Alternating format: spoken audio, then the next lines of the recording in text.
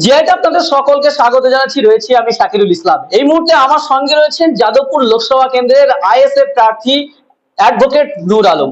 প্রথমে আপনাকে জিআইতে স্বাগত জানাচ্ছি। ধন্যবাদ। প্রথম যে প্রশ্নটা করবো, আপনি তো প্রচারে ইতিমধ্যেই নেমে পড়েছেন, সাধারণ মানুষের কেমন সাড়া পাচ্ছে? ভীষণ অসাধারণ সাড়া পাচ্ছি। সাধারণ মানুষ জাস্ট আমাদের যাওয়ার অপেক্ষা, আমরা যাচ্ছি, আমাদেরকে কথা বলা শেষ না করে আগে পর্যন্ত বলছে আমি ভোট দিয়ে দিচ্ছি আপনাকে।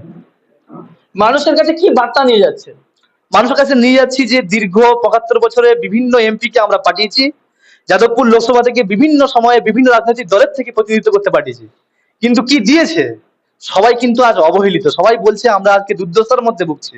তাই সেক্ষেত্রে আমরা বললাম যে বিকল্প হিসেবে কেউ ছিল না, আইএসএফ আপনার বাড়িতে এসছে, একবারের জন্য আইএসএফ কে দিল্লি পাঠিয়ে দেখান, তারপরে দেখুন আপনার দুর্দশা দুঃখ আপনার সমস্যার সমাধান হয় কিনা। তৃণমূল বলছে মমতার গ্যারান্টি, বিজেপি বলছে মোদির গ্যারান্টি, আইএসএফ কি বলবে? আইএসএফ আইএসএফ এর সাধারণ মানুষের কথাবার্তা, এখানে কারো গ্যারান্টির কোনো প্রশ্ন নেই। সাধারণ মানুষ যাতে সমস্যার সমাধান পায়, সাধারণ মানুষ যাতে মৌলিক অধিকার, তার মধ্যে যেমন শিক্ষাটা যেন সুশিক্ষা পায়, স্বাস্থ্য যেন সুস্বাস্থ্য পায়, চিকিৎসা যেন খুব উন্নত মানের পায়। তো এই সমস্ত মৌলিক সমস্যা নিয়ে আমরা কিন্তু এগিয়েছি মানুষের বাড়িতে। আমরা কোনো গ্যারান্টির কথা বলি না, সাধারণ মানুষ যেটা চাইছে সেটাই আমরা চাইবো, সেই সমাধানই আমরা করব। এই যাদবপুর লোকসভা কেন্দ্রে জেতার ব্যাপারে আপনি কতটা আশাবাদী? 100% জিতে যাচ্ছে। যখনই মানুষের বাড়িতে যাচ্ছি, যাওয়ার আগে যখনই শুনছে আইএসএফ, তখন বলছে আর কোনো কথা হবে না। কেউ টিএমসি সমর্থক ছিলেন, কেউ বা সিপিআইএম এর সমর্থক ছিলেন, কেউ বিজেপি সমর্থক ছিলেন, কোনো একজনের বাড়ি থেকে আমি পেলাম না যে আমি আইএসএফ কে ভোট দেবো না। এখনো পর্যন্ত কোনো ব্যক্তিকে আমি পাইনি। প্রচুর জায়গায় ঘুরেছি, প্রচুর পাড়ায়ও গেছি, প্রচুর এলাকায়ও গেছি, বাট মানুষ দু হাত ভরে আশীর্বাদ করবে এটুকু আশ্বাস দিচ্ছে। তৃণমূল প্রার্থী সায়নী ঘোষ বলছে, আমি জিতবো কিনা জিজ্ঞেস করো না, বরং আমাকে জিজ্ঞেস করো কত মার্জিনে জিতবো। না, আসলে উনি হয়তো মানসিক ভাবে হয়তো দ্বিধাগ্রস্তর মধ্যে ভুগছেন, কে জানি না। ওনাকে আসানসোলের মানুষ কিন্তু ধুলোর মতো উড়িয়ে দেয় বলা যায়। আবার যাদবপুরে এসছেন, যাদবপুরে এসে যেখানেই প্রচারে যাচ্ছেন, আমি বেশ কয়েক জায়গায় লক্ষ্য করলাম, কেউ কেউ বলছেও আবার যে উনি কোনো উন্নয়নের কোনো কথা বলছেন না, এসেই শুধু বলছেন পাল তুলে দে। আর বিভিন্ন রকম রোমান্টিক রোমান্টিক গান, চাটুল চাটুল কথাবার্তা, এসবের মাধ্যমে কি মানুষের উন্নয়ন সম্ভব? এটা সম্ভব নয়। যাই হোক, উনি যদি আত্মতৃপ্তি পান, ওটাই আমি খুশি।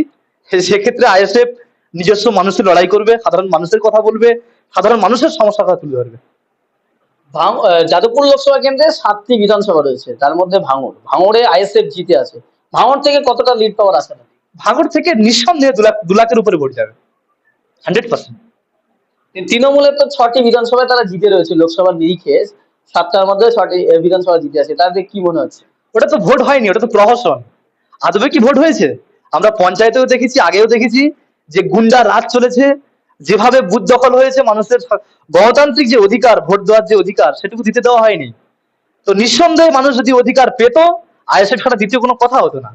কিন্তু আমি আশাবাদী যে এই লোকসভাতে আশা করি মানুষ আমাদের পছন্দ করুক চাই না করুক, কিন্তু যেই মানুষটা নিজের অধিকারকে রক্ষা করার জন্য ভোট দিতে যাবে, তার যথাযথ ব্যবস্থা করিয়ে দেবো। যাদবপুর লোকসভা কেন্দ্রে 4জন প্রার্থী, সিপিএম এর 6জন, তৃণমূলের সায়নী, বিজেপির হচ্ছে অনির্বাণ, আর আইএসএফ এর নূর আলম। আপনার প্রতিদ্বন্দ্বী কে? আমার প্রতিদ্বন্দ্বী কেউই নয়। যদি বলি কেন, আমি সাধারণ মানুষের লড়াই নিয়ে কথা বলি। যতগুলো রাজনৈতিক দল এসছে, সমস্ত রাজনৈতিক দলের বিভিন্ন এজেন্ডা, বিভিন্ন গ্যারান্টি, বিভিন্ন চমক, সব নিজেদের ফায়দার কথাই বলছে। নিজেদের লাভ কি করে হবে, নিজেদের উন্নয়ন কি করে হবে, এই নিয়েই কথাবার্তা বলতে ব্যস্ত। কিন্তু আমি একমাত্র এমন একজন প্রার্থী, যেখানে কিনা আমার নওশাদ সিদ্দিকী সাহেব বলেই দিয়েছেন যে মানুষের দ্বারে দ্বারে যাও, মানুষের সমস্যা নিয়ে খুঁজে আসো, পাড়ায় পাড়ায় যাও, চায়ের দোকানে যাও, যেখানে যেখানে মানুষের সমস্যা সেখানেই যাও এবং সমাধানের রাস্তা বের করো। তাই আমি প্রতিপক্ষ হিসেবে কাউকে আমি দেখতে পাচ্ছি না। আপনি যদি জেতেন, যাদবপুরের মানুষের জন্য কি করবেন? প্রথমেই তো হবে মৌলিক অধিকার, মানুষের যে মৌলিক অধিকার সেটাতে তো নিয়ে আসতেই হবে। তারপর যাদবপুরে একটা মানুষের সমস্যা আর্সেনিক জল, এই জলের কষ্টে মানুষের খুবই সমস্যা হয়। যারা সাধারণ এবং দুস্থ পরিবারের যারা বিলং করছেন, সেই সমস্ত মানুষদের কিন্তু পানীয় জলের খুবই সমস্যা। তারপরে যানজট, জল জমে যাওয়া, একটু বৃষ্টি হলে ড্রেনের পচা, দুর্গন্ধমুক্ত জল, দুর্গন্ধযুক্ত জল, এইরকম মানুষের লাঞ্ছনার শিকার হচ্ছেন। তো চেষ্টা করবো প্রথমে এই সমস্যাগুলো সমাধান করার জন্য। তারপরে মানুষ যেভাবে চাইবে সেভাবে প্রতি মাসে হোক, প্রতি সপ্তাহে হোক, দরবার করে আমরা ঠিক করবো, ওনারা ঠিক করে দেবেন যে আমরা নেক্সট আমাদের পরিকল্পনা কি থাকবে এবং লোকসভায় আমি কি বলবো ওনারাই ঠিক করবেন, সেই হিসেবে আমি বলতে থাকবো। সর্বশেষ আপনার কাছে প্রশ্ন করব যে ইতিমধ্যে বিভিন্ন জনমত সমীক্ষা বেরিয়েছে, বিভিন্ন সংস্থা তারা সমীক্ষা করেছে এবং সেই সমীক্ষায় তারা যাদবপুর লোকসভা কেন্দ্রে দেখিয়েছে তৃণমূল কংগ্রেস সেখানে জয়ী হচ্ছে। কি বলবেন? আসলে যাদবপুর লোকসভার মধ্যে গ্রাম্য যে অংশটা কিন্তু অনেকটা বেশি, তাই গ্রামীণ মানুষ ওরা চাষবাসে ব্যস্ত থাকে, আর ওদের অ্যান্ড্রয়েড ফোনটাই নেই, ওদের কাছে কিপ্যাড ফোনটুকুই তো হয়তো অনেকের বাড়িতে নেই, তারা বা কি করে ওই জনমত সমীক্ষা দেবে?